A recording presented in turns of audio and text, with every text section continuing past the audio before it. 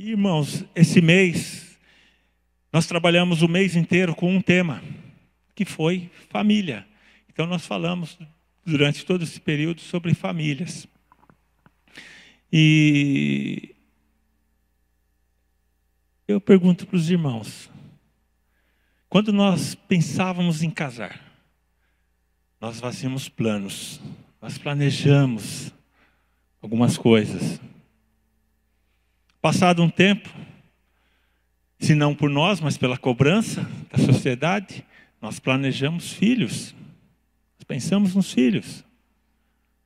Passado mais um tempo, nós começamos a planejar como será a nossa, os tempos densos, os nossos descansos, a aposentadoria. Mas nem sempre as coisas acontecem como nós planejamos. Nem sempre é como nós queremos. E essa noite aqui, eu queria que a gente pensasse um pouco, que mesmo quando as coisas não saem como nós planejamos, elas ainda podem dar certo. Vamos estar orando? Pai amado, Pai querido, agradecemos ao Senhor pelas nossas vidas, ó Pai. Agradecemos ao Senhor por nos trazer, por nos acolher, ó Pai, e pela liberdade de expressão que temos. Gratos somos, ó Pai, pela Tua palavra, porque sabemos que ela é viva, que ela ensina, que ela instrui, ó Pai. E assim, Senhor meu Deus, a semente será lançada. E que nós possamos, ó Pai, deixar germinar e colher os frutos, ó Pai, da Tua palavra. Que nós sejamos, ó Pai, fiéis naquilo que iremos aprender. Que nós sejamos fiéis naquilo que o Espírito Santo falar aos nossos corações. E que possamos, ó Pai, pregar da Tua palavra e da verdade. No nome de Jesus Cristo, amém e amém.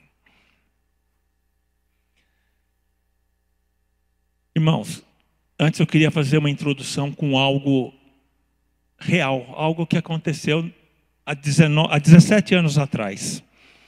Era o ano de 2002. Para uma determinada família paulistana de classe alta, as coisas aconteciam dentro dos parâmetros normais da sociedade. Uma família composta por pai, por mãe, ambos trabalhavam e eles tinham 2 filhos. Uma menina que na época tinha 19 anos e um jovem que tinha 15 anos. Tudo normal nessa casa. Algumas brigas familiares, algumas discussões dos filhos, mas tudo normal. Alguns vizinhos que viam essa família, que moravam próximos, eles até apelidaram a família de família Doriana, alusivo ao comercial que passava na televisão, que tinha a margarina Doriana na mesa e todos os familiares sentados em volta da mesa, se servindo de um café com um largo sorriso no rosto, todos alegres, todos contentes. Mas era uma família normal, tá? A família desfrutava de uma vida privilegiada.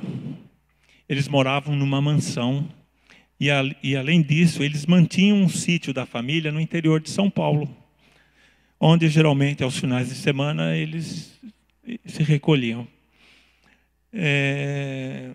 Os filhos estudavam numa escola de altíssimo conceito acadêmico, alta taxa de aprovação nos vestibulares, e também as mensalidades eram muito caras.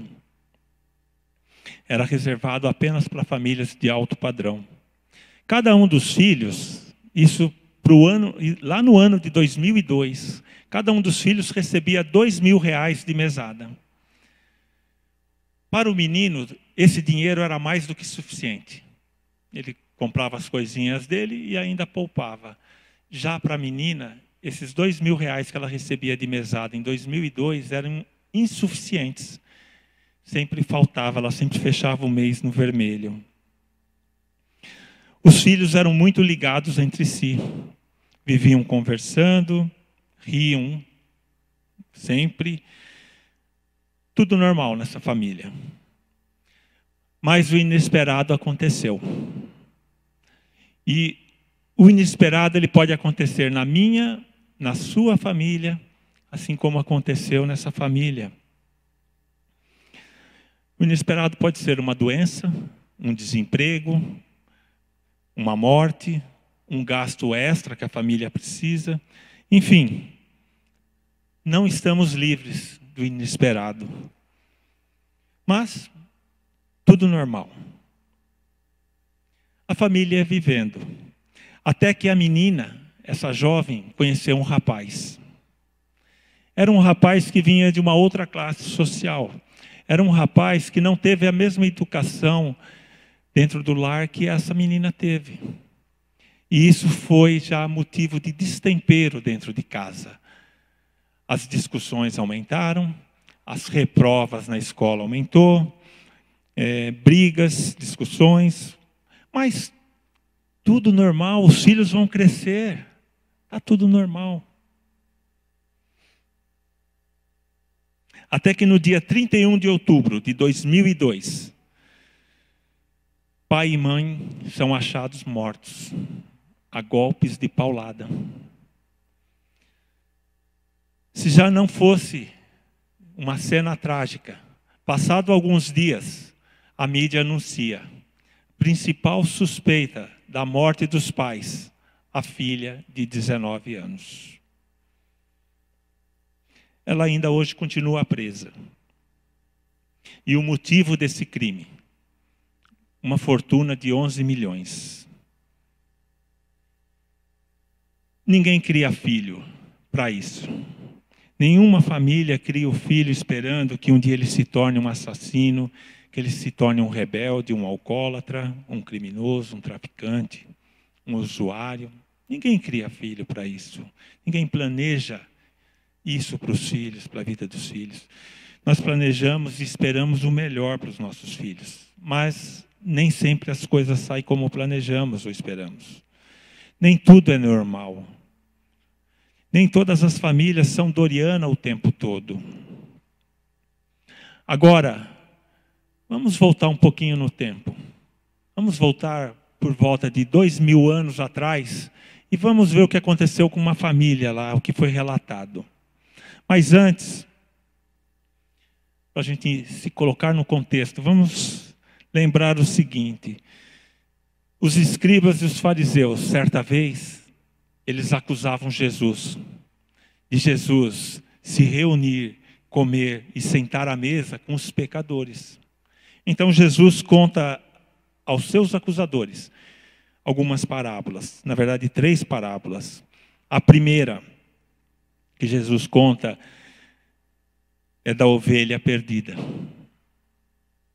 O objeto perdido, que era a ovelha, ele estava na parte externa da casa, estava no deserto. O deserto, como os irmãos sabem, é grande, é amplo. Procurar algo no deserto é complicado. Mas ele sai, ele vai ao deserto à procura de uma ovelha. E aí, a figura do pastor aqui, ela é retratada pela figura masculina, pela figura do homem. É ele que sai de casa e vai procurar a ovelha. Logo a seguir, Jesus fala conta a parábola da dracma perdida ou da moeda perdida. A moeda se perdeu dentro de casa. Quem reúne todos os recursos para encontrar essa moeda é a mulher. Ela emprega todos os seus recursos, ela acende luz, ela varre a casa. Agora era bom a gente se situar. Para a época que nós estamos falando, era uma época de crise, uma época de escassez. Uma moeda, ou a cabra, era algo de muito valor. Era algo muito importante para a família. E quando Jesus começa a parábola da ovelha, ele lança uma pergunta. Qual de vocês, qual homem que perdendo uma ovelha não vai atrás dela? E na parábola da dracma, Jesus lança de novo uma pergunta. Qual mulher que perdendo uma moeda em casa não vai procurá-la? Então vejam bem, nesse momento já se reunia em volta ali de Jesus e dos seus acusadores uma multidão. E Jesus lança essas duas perguntas, para que seus acusadores e aqueles que estavam assistindo prestem atenção e pensem nas suas vidas, né? Quem não deixaria a sua casa? Quem não iria atrás da ovelha perdida? Ou quem não varreria a casa, acenderia a luz para encontrar uma moeda perdida? Logo a seguir, Jesus fala da parábola do filho pródigo. Aqui já não é mais uma ovelha, aqui já não é mais uma moeda. Aqui é o filho. Aqui é alguém da família. E com isso Jesus tenta atingir, aí sim, todos aqueles que ouviam.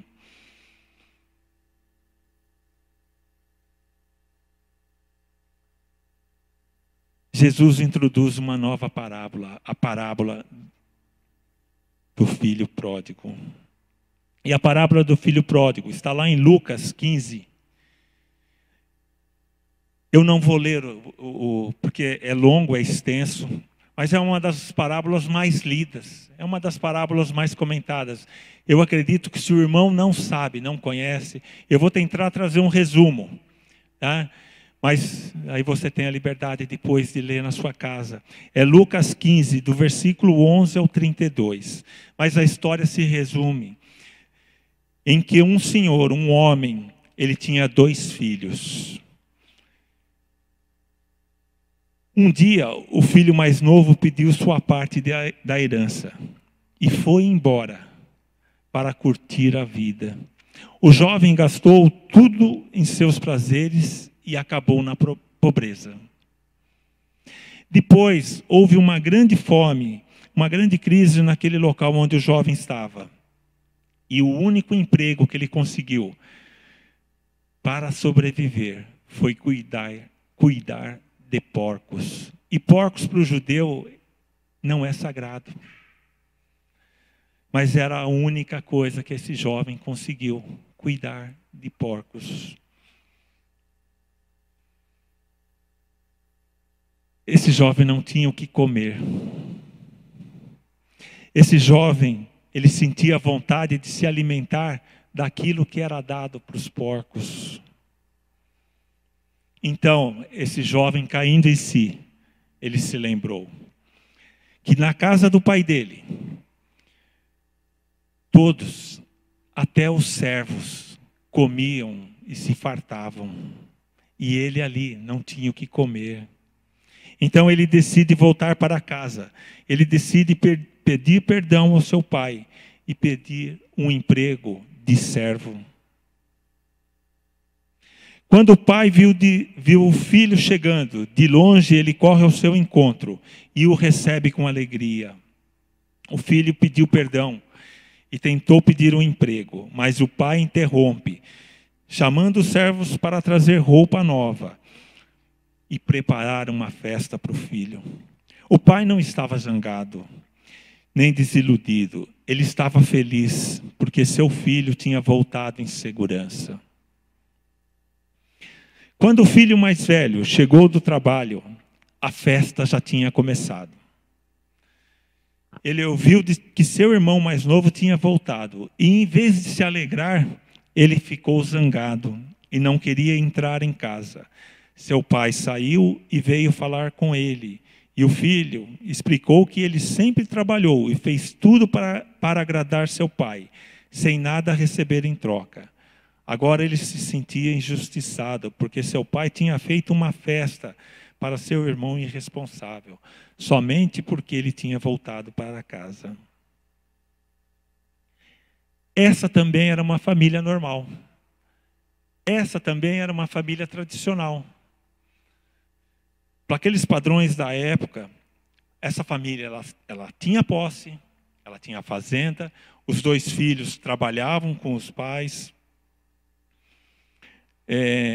Os 2 filhos, pelo que nós lemos e podemos tirar a conclusão, eles foram educados moralmente e espiritualmente pela família.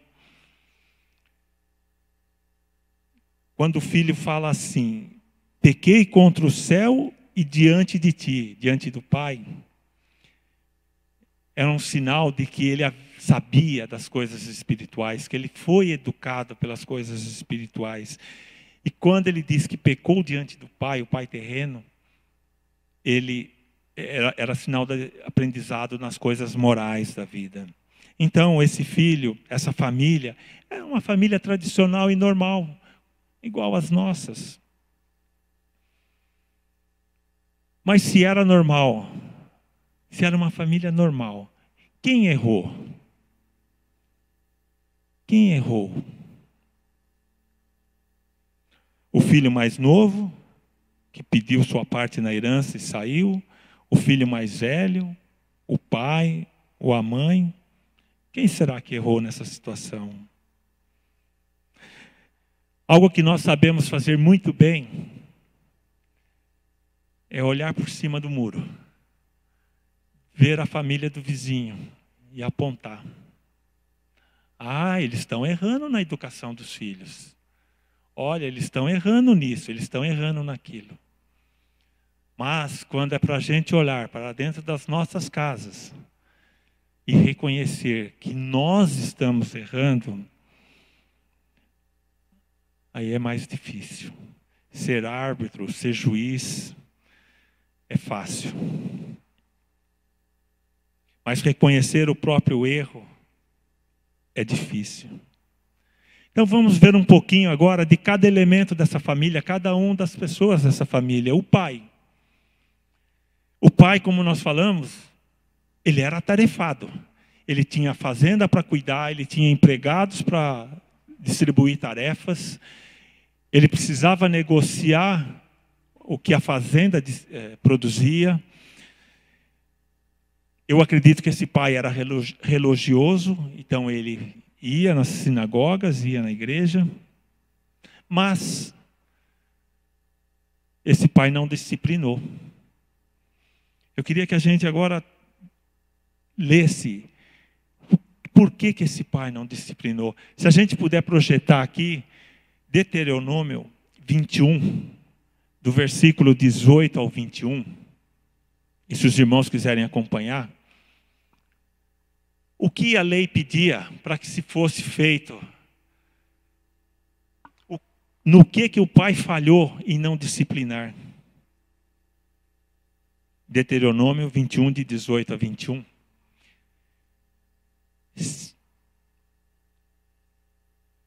Se um homem tiver um filho obstinado e rebelde, que não obedece a seu pai, nem a sua mãe, e não os escuta quando o disciplinam, o pai e a mãe o levarão aos líderes da sua comunidade, à porta da cidade, e dirão aos líderes: este nosso filho é obstinado e rebelde, não nos obedece. É devasso e vive bêbado.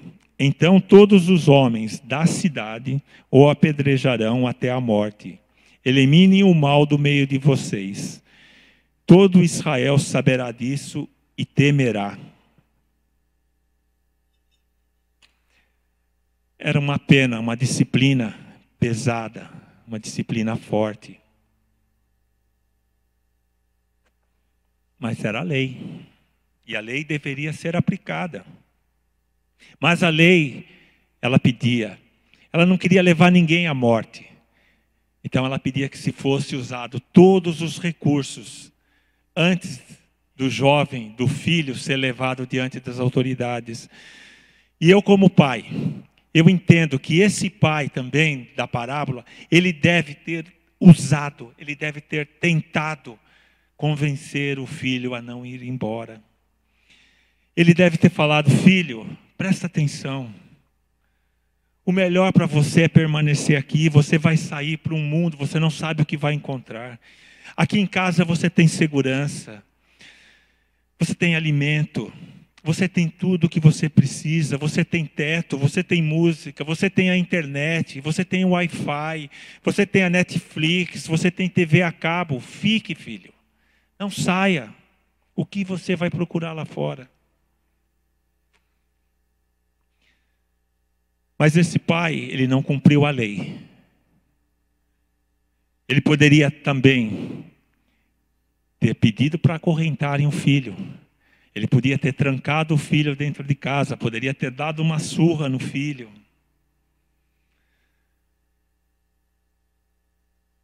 Diversos artifícios ele podia ter usado para impedir o filho sair. Mas o filho estava certo, o filho já sabia o que ele queria, o filho estava já determinado aquilo. E aí lá em Tiago 1, versículo 14 e 15.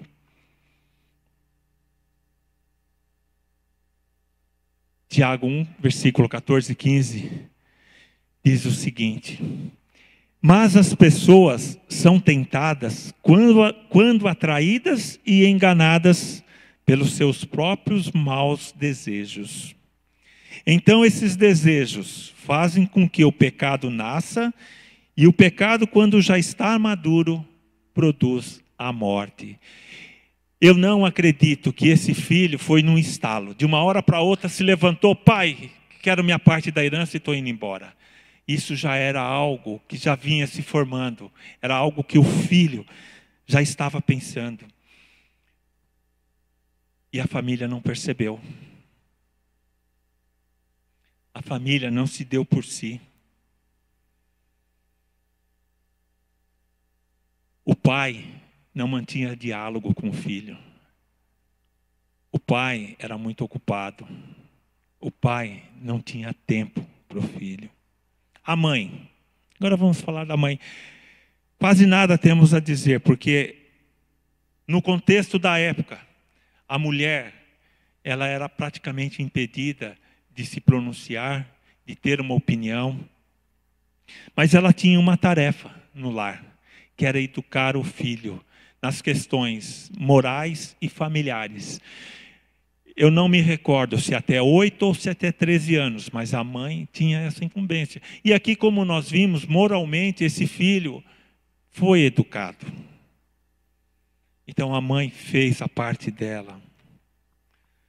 O filho mais novo, pedir a parte que lhe cabia na herança enquanto o pai ainda estivesse vivo, era o mesmo que desejar a morte do pai.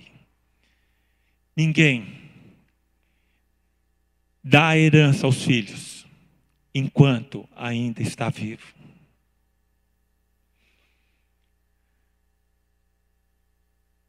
Aquele pai deu, mas era um insulto para a época o filho chegar ao pai: pai, me dê a parte que me cabe da herança. Aquele filho, esse mais novo, ele alimentava o desejo de sair de casa e conhecer o mundo. Esse filho, ele não foi um bom administrador. Ele recebeu a sua parte da herança e gastou tudo, torrou tudo.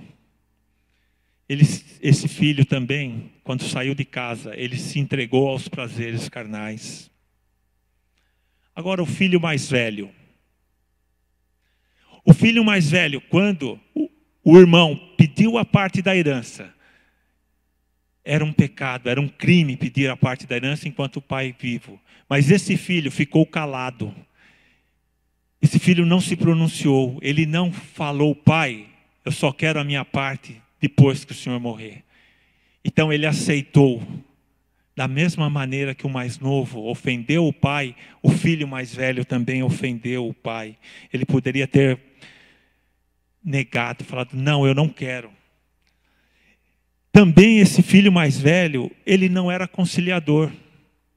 Esse filho mais velho poderia ter chamado o irmão: vem cá, vamos conversar.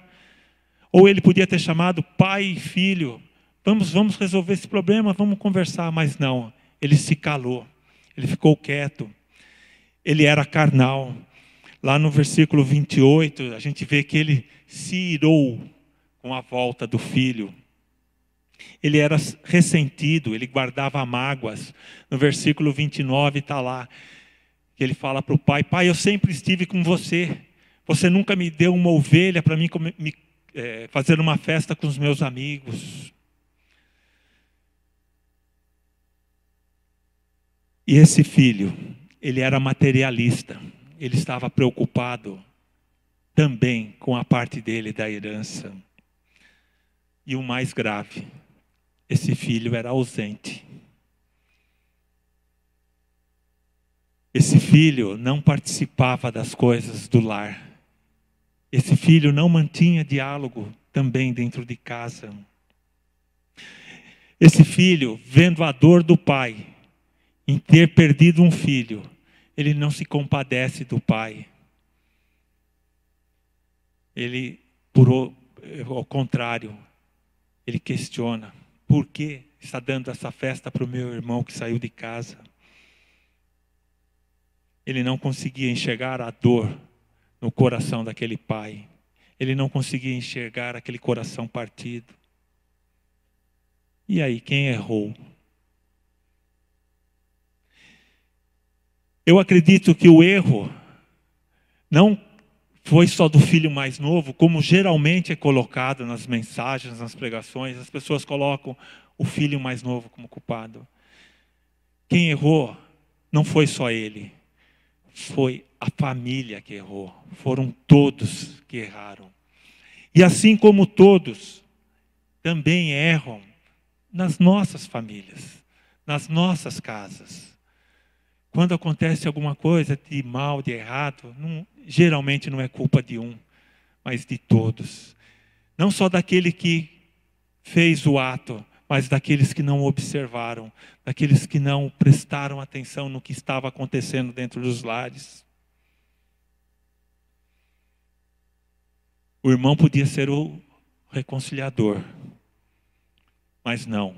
O irmão se trancou no quarto, o irmão ficou na internet, ficou assistindo suas séries de TV e não participou do lar.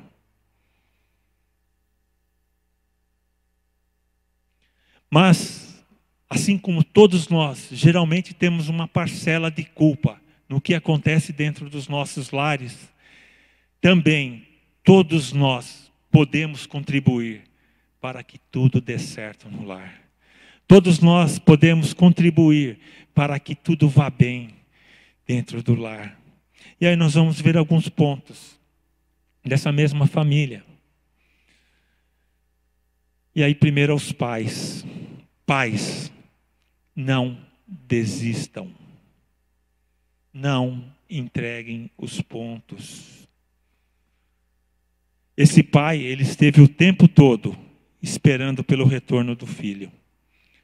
E teve uma ocasião, eu ouvi uma mensagem. Essa mensagem, ela me marcou bastante. Porque ela me fez imaginar como seria a casa desse pai. E a pessoa retratou a casa desse pai como sendo no alto de uma colina. De um local onde o pai conseguia enxergar no horizonte. Onde o pai conseguia ver quem vinha muito longe. E esse pai sentado numa cadeira, passava horas e horas, olhando para o horizonte, esperando o retorno do filho. Essa ideia me marcou, e toda vez que eu leio essa parábola, eu lembro dessa ideia que se formou, que foi apresentada. Mas, irmãos, qualquer sinal, qualquer vulto, qualquer pessoa que chegava no horizonte, esse pai despertava, levantava da sua cadeira e ficava olhando, querendo ver se era o filho que vinha voltando. Ele esperava pelo filho, ele esperava por aquilo. Quantas decepções será que esse pai não sofreu em olhar, acreditar que era o filho? Aí quando a pessoa chega perto, ele fala: não é meu filho. Esse pai estava apreensivo, mas ele não desistiu. Dia após dia, ele permanecia ali esperando. De repente, num certo dia, de longe, distante, esse pai vê um vulto chegando na entrada da cidade. Nós pais, nós conhecemos os nossos filhos pelo jeito deles andarem. A gente sabe, a gente reconhece. Mas imagine esse rapaz, ele não tinha o que comer. Devia estar num estado físico deplorável. magro, seco, roupa. Se ele não tinha dinheiro para comida, para vestir, menos ainda. Devia ser trapo que ele estava vestindo. Uma roupa suja. Calçado. Não tinha. Porque para a época o calçado era para aqueles que não eram escravos, para aqueles que eram donos da casa. Para os escravos, para quem servia, não tinha calçado. Esse rapaz, com certeza descalço. E eu fico a imaginar o andar desse rapaz. Ele devia vir arrastando os pés, porque ele andou um longo tempo descalço. Mas o pai olha, o pai avista um vulto, e o pai sabe, esse é o meu filho. E o pai corre ao encontro do filho, e o pai o abraça, e o pai o beija.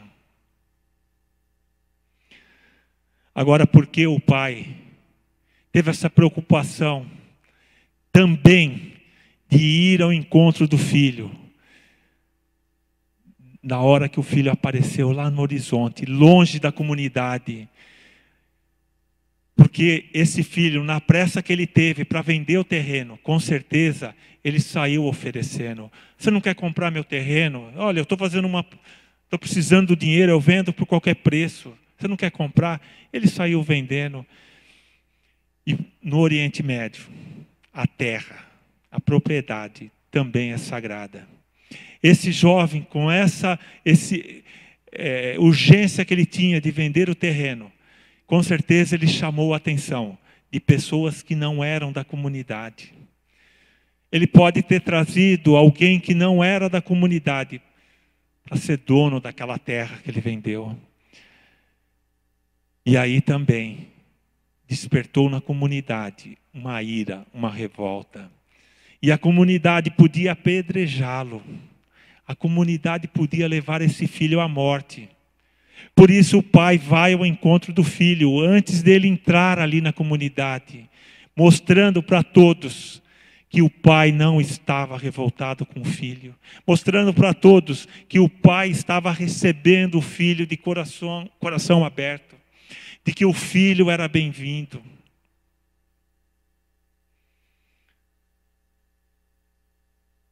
Aquele pai, ele não veio no caminho de onde ele encontrou o filho até a sua casa, questionando: por que você gastou todo o dinheiro? Mas como? Por que você não voltou antes para casa? Não.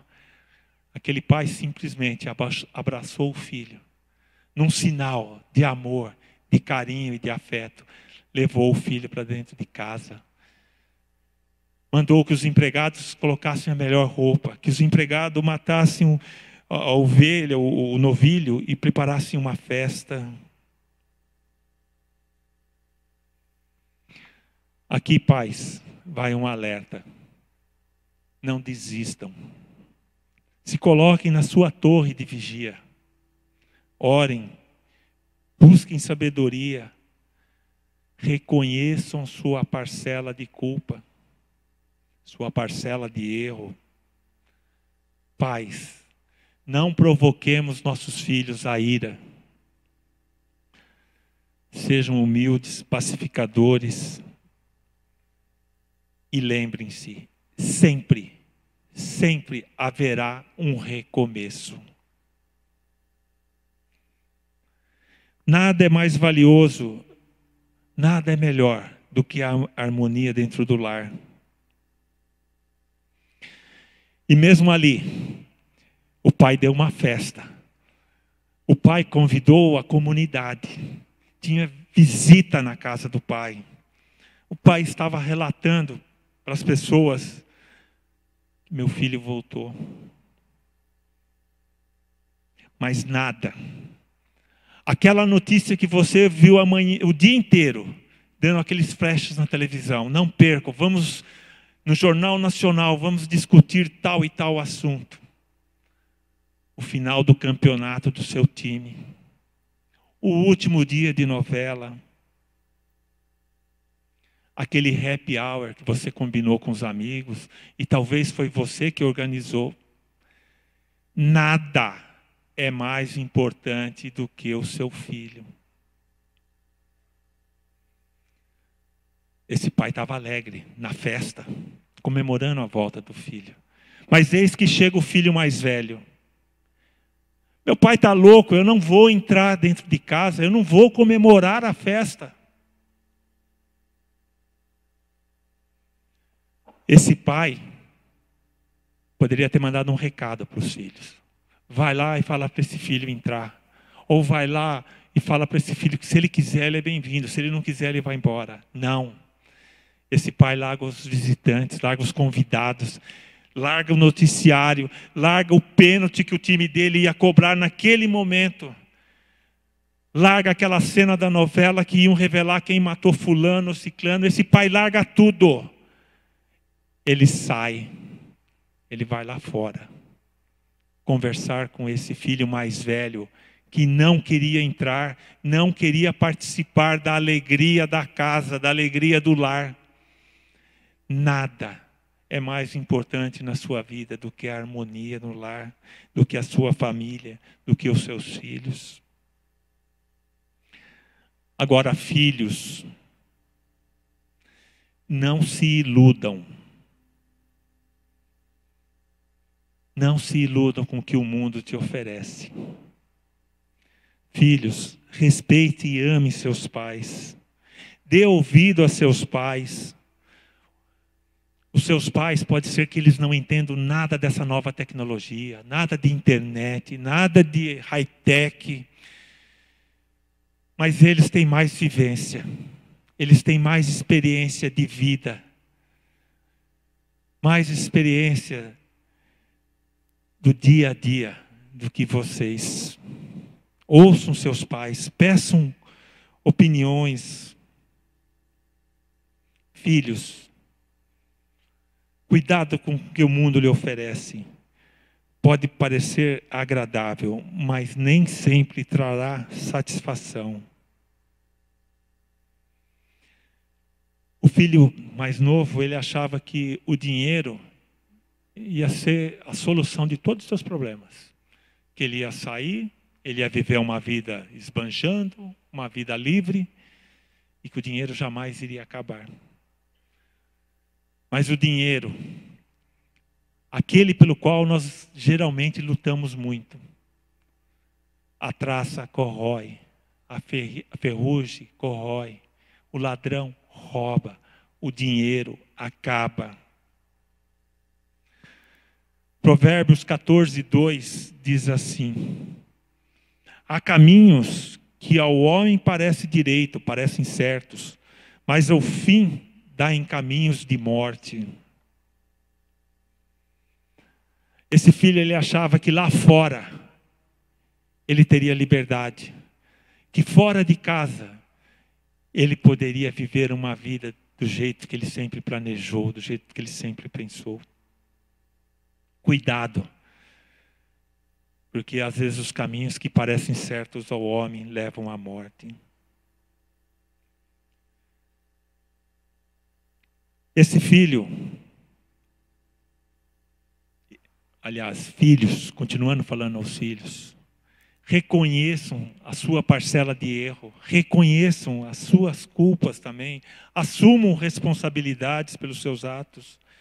Lá no versículo 17 de Lucas diz assim, que o jovem caindo em si, aquele jovem parou, ele pensou, ele caiu em si, ele deu voz, deu ouvidos à voz da razão. No versículo 18 diz, levantar-me-ei e irei ter com meu pai, e lhe direi, pequei contra o céu e diante de ti. Naquele momento, esse jovem foi humilde.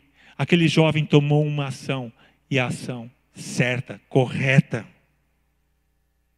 Jovens, filhos, não procurem desculpas para seus erros. Ah, eu só saí de casa porque meu pai não conversava comigo. Pô, vai lá e conversa você com seu pai. Ah, eu só saí de casa porque meu pai nunca me deu uma ovelha para mim fazer um churrasco com os meus amigos. Pô, peça para o seu pai. Converse. Diálogo. Diálogo é muito importante.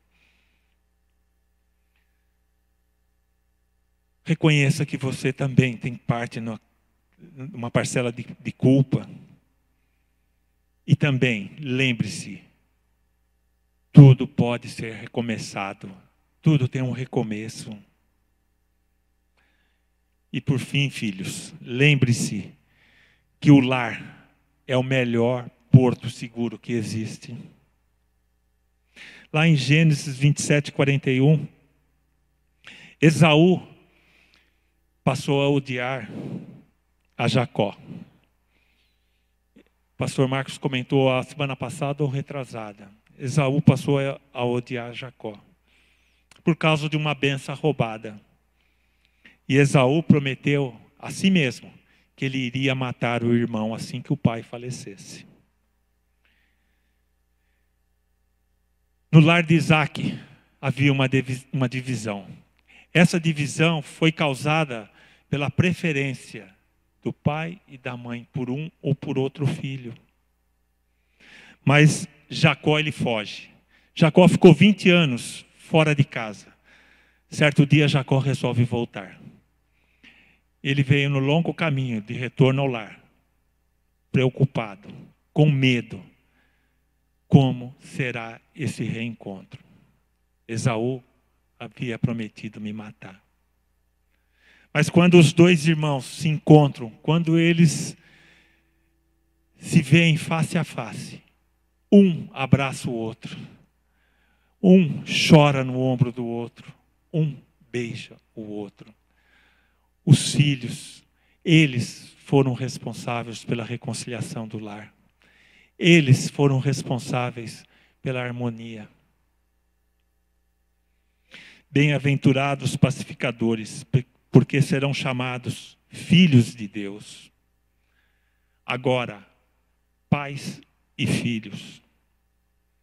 Quando as coisas não acontecem como vocês planejaram, não desistam, orem, mas orem. Não até Deus ouvir vocês. Porque nós estamos falando da coisa mais maravilhosa que Deus te deu, a sua família. Então orem, não até Deus ouvir você, mas ore até você ouvir a Deus. O coração do homem, ele é enganoso. As nossas preferências sempre vão prevalecer. Por isso, quando nós estamos falando de algo valioso, de algo importante, temos que dobrar os joelhos e orar, buscar muita sabedoria. Compartilhem na sua casa, dentro da sua casa, dentro do seu lar, os planos que você tem para a família. Que os seus filhos, a sua mulher, ou vice-versa, mas que toda a família possa saber quais são os planos, qual o desejo que você tem para a sua família. Ore em família. Comente os seus planos com Deus também. Peça a Deus para fazer parte nesses planos. Porque aquele que começou a boa obra na sua família, na sua vida, há de completá-la. Por último, pais e filhos, se esforcem em criar um ambiente sadio, um ambiente saudável, um ambiente de harmonia, um ambiente de amor. Aonde qualquer um que sair da sua casa sinta o desejo e a vontade de retornar logo para dentro da sua casa, dentro do seu lar. E aí, cada um tem uma parcela de contribuição.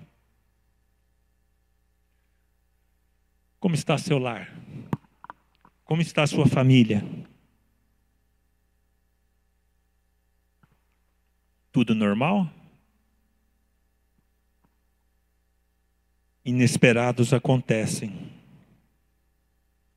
Pode acontecer comigo, pode acontecer com você. Por isso precisamos vigiar e orar.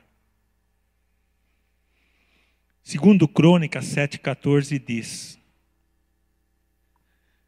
Segundo Crônicas 7,14. Se o meu povo, que se chama pelo meu nome, se humilhar e orar, e me buscar, e se converter dos seus maus caminhos, então eu ouvirei dos céus, perdoarei os seus pecados e sararei a sua casa. Sararei a sua casa.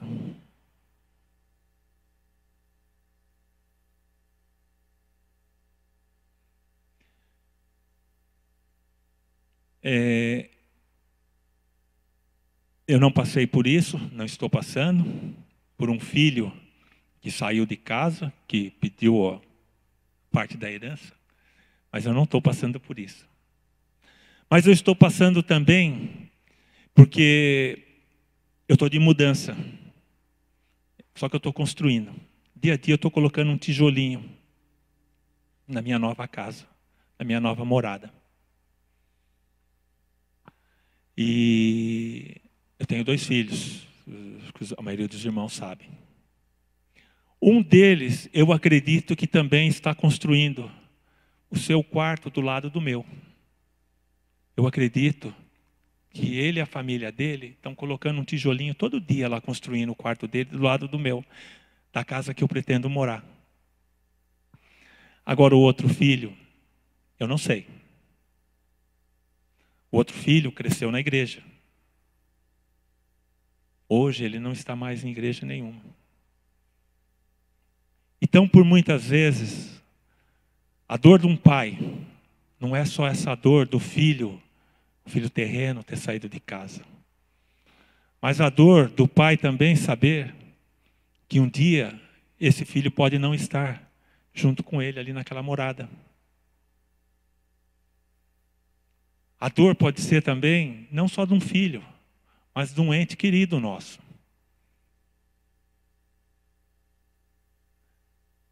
E aí um convite, irmãos. Um testemunho, um convite. Eu, já há muito tempo, eu tenho colocado a vida desse meu filho nas mãos do Senhor. E alguns irmãos são prova que têm participado e têm me ajudado muito nas orações de quarta-feira. Irmãos, estou falando de um filho de 27 anos. Eu não posso amarrá-lo e trazê-lo para a igreja. Eu posso vencê-lo com oração. E eu tenho a participação, a colaboração de alguns irmãos. E vocês não sabem o quanto é gostoso. A nossa reunião de oração de quarta-feira é 1 hora, é rapidinho. 1h15, é rapidinho. E às vezes a gente se reúne em grupos para orar e na pressa, né, já está dando o horário, eu não peço, olha, lembre de estar orando pelo meu filho. Mas aí o irmão do lado, sem eu ter pedido, o irmão lembra, o irmão ora. Irmãos, eu não sei se é pecado, mas olha, eu agradeço muito a vida desses irmãos que estão nessa luta comigo, para que meu filho retorne à casa do Pai. E talvez você também tenha, ou seu filho, ou ele pode estar ausente fisicamente, o filho terrestre, né, que esteve ausente fisicamente, ou ele pode estar ausente espiritualmente. Mas, em todo caso, eu queria estar orando agora pela sua família, mas queria que você orasse. Mas antes, eu tenho um outro testemunho. Algo que, depois de eu ter preparado toda a mensagem, eu lembrei. Como a igreja pode te ajudar? Se você está passando por uma dificuldade, um problema desse, como que a igreja pode te ajudar? De que maneira? O que a igreja oferece para te ajudar? Então, eu não recordo o ano, mas eu estava de férias, uma semana de férias, lá na Palavra da Vida. Esse período de férias, eles abrem lá o retiro para famílias. Você fica uma semana lá, todos os dias. Você tem uma mensagem à noite. Os pais lá estão num salão, os filhos no outro. É uma semana intensa de palavra, uma semana intensa de oração. Muita diversão também, tá? Então fica o convite. Aqueles que queiram ir, vocês vão gostar. Uma bênção. Bom, resumindo. Último dia, encerramento. Aí juntou no auditório pais e filhos. 2 jovens, 14 anos, por volta de 14 anos, vão à frente. Chamam o pastor de jovens. Em seguida, pedem para chamar os pais. Os pais vêm à frente. Os pais não sabiam de nada. Esses jovens, olhando nos olhos dos pais, eles falam: pai, nós somos usuários. Nós tentamos sair dessa vida, não conseguimos. Pais, nós precisamos da ajuda de vocês. Agora, por que esses jovens não relataram isso para os pais em casa? Porque se eles fossem relatar em casa, ia ter briga, ia ter surras, não ia ter amor. Então a igreja, ela pode te ajudar nessa maneira, de reconciliando. O Erlon, aos sábados, tem um trabalho com jovens. O Erlon amanhã pode ter um jovem procurando ele e relatando: olha, na minha casa está acontecendo isso, isso e isso. Eu não tenho liberdade de falar com os meus pais. O pastor Marcos pode receber alguém e relatar que ele está com problema em casa. Portanto, irmãos, orem pela vida do Erlon, pela vida do pastor Marcos. O Robinho e a Priscila, eles começaram agora em agosto um módulo de paternidade cristã. Muito bom. Nós ainda não, são piloto, é um grupo piloto, nós ainda não divulgamos para a igreja porque precisamos recursos, líderes, pessoas treinadas para também, para a gente poder estar passando para os demais. Mas orem por essas vidas, porque eles estão trabalhando com vidas, estão trabalhando com famílias.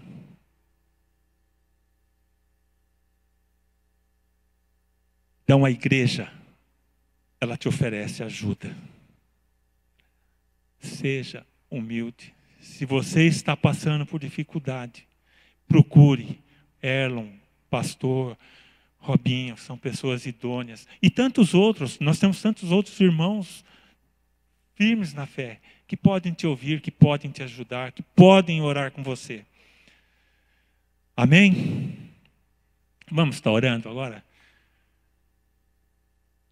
Pai amado, Pai querido, agradecemos ao Senhor, ó Pai. Mais uma vez temos que nos render à Tua palavra, ó Pai. Ela é viva, ela é eficaz. E que ela venha, ó Pai, fazer parte do nosso dia a dia. Que ela venha nos trazer, ó Pai, uma vida nova. Que ela venha restaurar, ó Pai, os nossos lares. Que ela venha encher os nossos lares, ó Pai, com a Tua graça, com o Teu amor, com a Tua misericórdia, ó Pai. E a começar por mim, ó Pai. A começar por cada um de nós. Que nós possamos, ó Pai, tomar parte, ó Pai. E trazermos, ó Pai, a alegria para dentro dos nossos lares. Pai amado, Pai querido. Eu sei que para o Senhor não há impossível. Eu sei que para o Senhor, ó Pai, aquele filho ausente, aquele pai, aquela mãe ausente, o Senhor pode restaurar também essas vidas. O Senhor, ó Pai, pode trazê-los, ó Pai, para a alegria do lar. Abençoe também, ó Pai, aquelas vidas que se perderam, aquelas vidas que não estão hoje mais debaixo da Tua graça, do Teu amor. Não risque, ó Pai, esses nomes do Teu livro, mas permita, ó Pai, que eles possam cair em si, assim como esse filho pródigo, ó Pai. Que eles possam reconhecer, ó Pai, que lugar melhor não há do que nos Teus braços.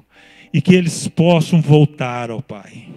Que eles possam estar, ó Pai, se alimentando, recebendo, ó Pai, da Tua graça e do Teu amor. No nome de Cristo Jesus, Teu Filho amado, Pai. Nos abençoe. Abençoe as nossas famílias, ó Pai. Abençoe os nossos lares, ó Pai. E que nós possamos, ó Pai, ser servos fiéis ao Senhor naquilo que nos cabe. Deus nos abençoe. No nome santo de Cristo Jesus, Teu Filho amado. Amém e amém.